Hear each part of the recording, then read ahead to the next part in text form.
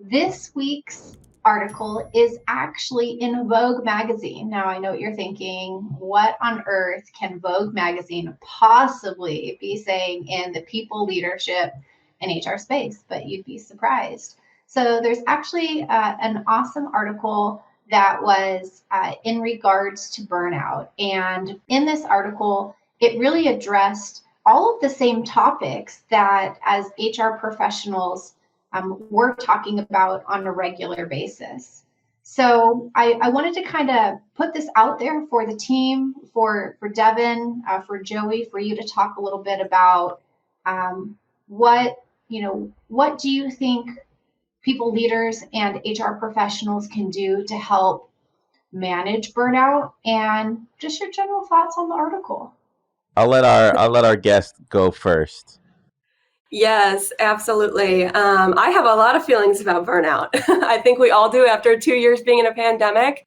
I feel like it hits everybody in different ways, shapes, and forms, but it's definitely something that I am seeing cross functionally, whether you're a recruiter, whether you are one of our clients. I have a feeling this is about the time of year where we recognize being burnt out of burnout. And for me, I feel like the biggest thing is recognizing it and being able to know the difference between being, just overloading yourself and being burnt out. So I think that's the first step is admitting that you have to deal with this problem. But there are a few points in the article that really rang true to me. Definitely the setting boundaries time, especially if you're working from home, set those boundaries, set times to eat lunch with your fiance or, be able to put your kids down or take them to practice, whatever that is. Block off those times, and that time's really important to you. Give that back to yourself. Prioritizing self-care, take that time to go work out. What's the worst that could happen in 30 minutes, 15, 20 minutes, whatever it is. Finding that balance too is really important of knowing, hey, when am I overloaded versus when am I stable and when am I successful? And then establishing those micro breaks and micro chillers. Micro chillers is like my favorite word to use right now. It's just those little times where you can just take a minute and just chill. Go take a snack, go sit outside with your dog, go hang out with your kids, whatever that looks like, just take a minute. If that's going to set you up for a better day and avoid that burnout, by all means. So that's kind of my thoughts, and that's kind of my guidance for anyone who's dealing with burnout. Joey, how about you? Yeah, Devin, I'm going to tackle burnout from the organizational perspective. So, how can we tackle burnout within our workplace culture? And it's interesting. I had a episode of some work I got to do with SAP and Adam Grant, where we interviewed the chief people officer of Adidas and talked about some of the things they're doing to promote health and mental wellness. Organizationally, you have to realize that you want people on your team that are committed, will work hard, but you also need to steward those relationships well. So, as opposed to encouraging burnout, remind them that, hey, take breaks, manage self care, do what needs to be done because we're all our best self when we're refreshed and not when we're under the gun. So, also taking a look at your team's workload and seeing what their bandwidth is and if there needs to be support or reallocation of effort, because the team doesn't win if everybody's freaking stressed out. And then I guess I'll do one personal tip. One thing I do to combat burnout is I try to laugh as much as possible. So kind of looking at those micro breaks or those micro chillers that the article mentioned. I'm a big fan of scrolling on TikTok for things that are funny, or if when I'm washing dishes at home, I'm playing a comedy special on Netflix because you just want to decompress. And for me, it's comedy. Comedy disarms you. It takes your mind off of things. It boosts your mood, boosts your endorphins. So I'm all about laughing and finding fun things. What about you, Summer?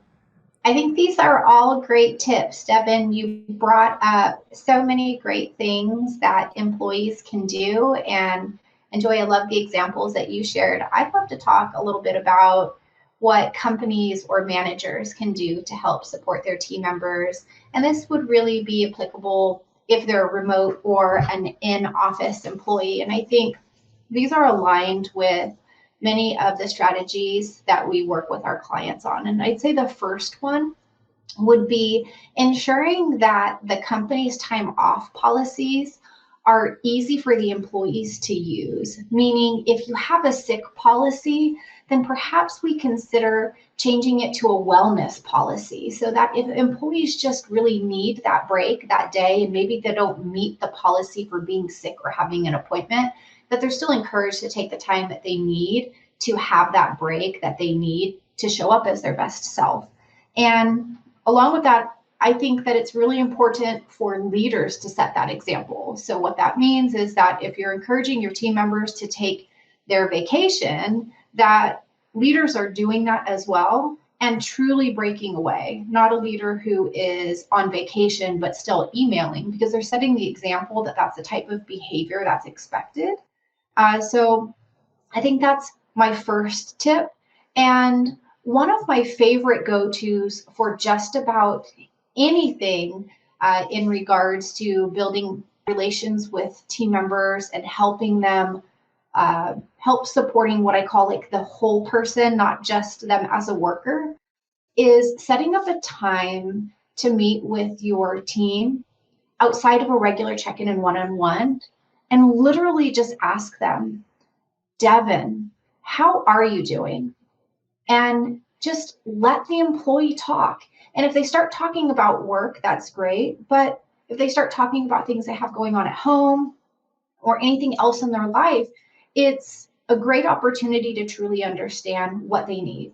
The last one that I'll mention is we've heard a lot about flexible work arrangements, and I'm seeing a lot of companies continue to expand on that, not just being remote, but also their working schedule. So instead of saying, hey, we expect you to be online between our regular business hours, they are saying, if this works for their organization, they're saying, feel free to work at any hour or day or time that works best for you, so long as when we need to get together as a team, we do. And that gives them a ton of flexibility to help them manage their burnout.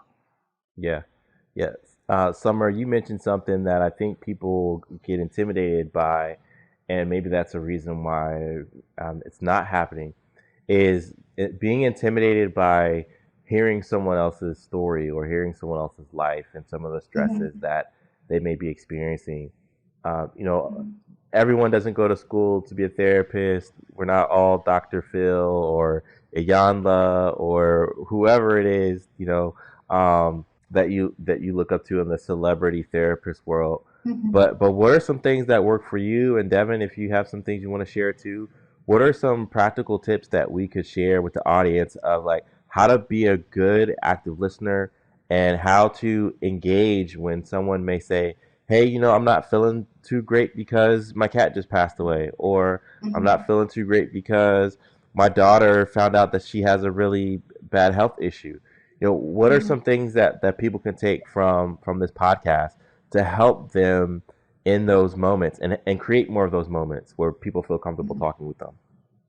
I'll go ahead and jump in and go first, if that's okay. Yep. I would say after asking the how are you doing and just making it a very open-ended question, it truly is just paying attention and giving that employee the opportunity to share. I think the other tip is truly find out what is it that either you or as the manager or the company can do to help. And I think it's just asking the question, is there anything in the world that I can do for you? How can I help you in this situation? What do you need help with? What are you struggling with? And it's really all rooted in like coming from a place of caring. So when your employees know that you care, it really shifts their entire perspective. And I think treating our employees truly as whole people and not just workers is the best tip that I can give. I mean, because if you always come from that place of treating them as a whole person, then that's going to guide you down the right path for any questions and or, follow-up actions. But Devin, I'm really curious to hear your thoughts on this as well. Yeah. So I haven't been on the leadership side much, but as an employee, I can tell you exactly what I'm thinking. Is I want that intentional relationship with my leader, being able to say like, "Hey, let's have these touch bases. Hey, let's have a coffee chat. Let's just talk about life." And just be intentional about getting to know me, my life, what's going on. Some other people may be more open to sharing than I might be, but I'm also an empath as well. So if I sense something's going on, trust me, I'm gonna get it out of you. But in some cases, you just have to, sometimes you just have to let it go and just let me know how I can support you. You might not want to talk about it right now, but just being intentional and truly setting that time aside to where your notifications are off. I'm not hearing Slack go off in the background. I'm not hearing Outlook go off. Knowing that time's one-on-one is super important, and I feel like that could go a long way with a teammate. Yeah, awesome. Great advice. And that connection matters a lot, and your ability to have that connection with your team, because sometimes, we may be facing burnout, but also facing the reality that the work is still going to be the work, life is still going to be life, but we need to be in a position where people know that they can be supported, and maybe if the workload doesn't change or if life doesn't change, they have people that they can reach out to.